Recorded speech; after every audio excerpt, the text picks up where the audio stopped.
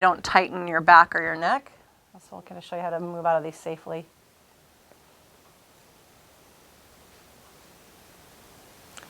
So we're going to move up to the waistband. So I don't want you to turn your head too much, but I use my elbows and then my abs. I'm gonna, actually, this is weird, but I'm gonna hold my butt, walk out, and use that for leverage, and then to come up. So keep your knees bent when you're doing any of this because you want to overarch. So you're gonna come where it's right into your waistband, and we're gonna get a little ab workout here. So your booty is on the floor. So Anna, come forward a little bit. So, and then your head comes up. Yeah, so we're gonna come up to here. So hold on to your leg. If this is too much, you can go back a little bit. If you want, it's a little ab thing here. You smile and you breathe. But if you lean back, can you feel that? That's another like really tart. And if this is too much, like you can hold here. Depends on how long your arm-leg ratio is. And if that's too much, you can go up a little bit and get more booty on the ground. Just smile. When you start to shake, we're probably done. So just breathe. Then think of scooping a little bit. And you're trying to put as much weight into the ball. So let it hold your weight a little bit. So if your neck is tight, move your head a little bit, or you can put your hands back here. This helps your neck, but sometimes it's harder. This kind of takes it, so it's not all abs, or just put that down. We're not going to be in this one as long because it's a little bit harder. But it counts as your ab work for today. Do you guys feel that? Do you feel it in the back? Okay.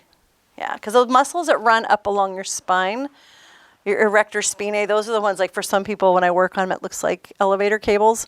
Like they're so rigid. But you never roll it.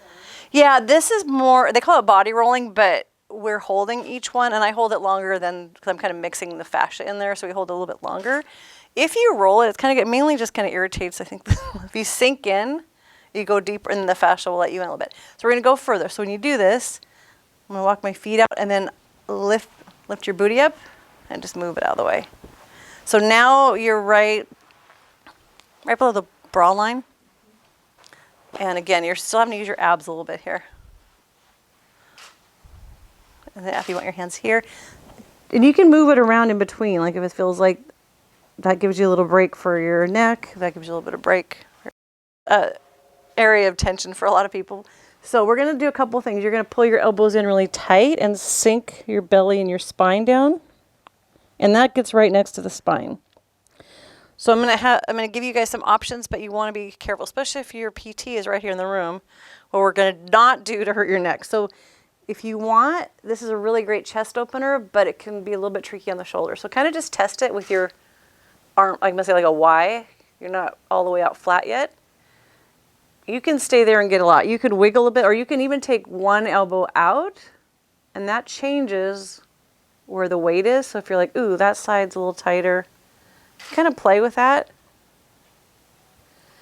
And depending on your neck and your spine, if you want to open back a little bit, I have days this feels good and days it doesn't, and so I'm going to listen to what my body says that day. If some people are like, ooh, I go all the way back, this is a great pec stretch, but it might be too much for your neck. So whichever, there's no score on this, so work where you're working safely.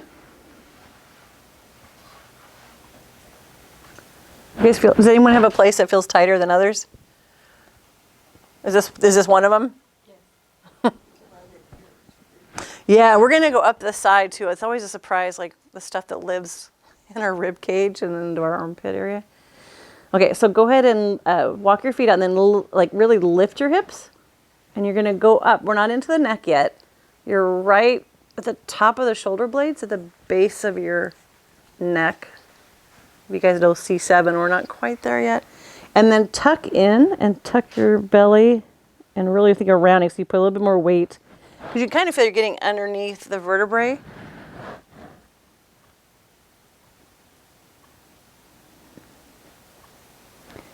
And this again, like if you just open one elbow a little bit, it will change where the pressure is. If you want to go back, what I like on this one, if you take your hands and lift at the base of your skull and kind of lift out in a way, it makes it a little bit more protected for your neck. And then just let your head rest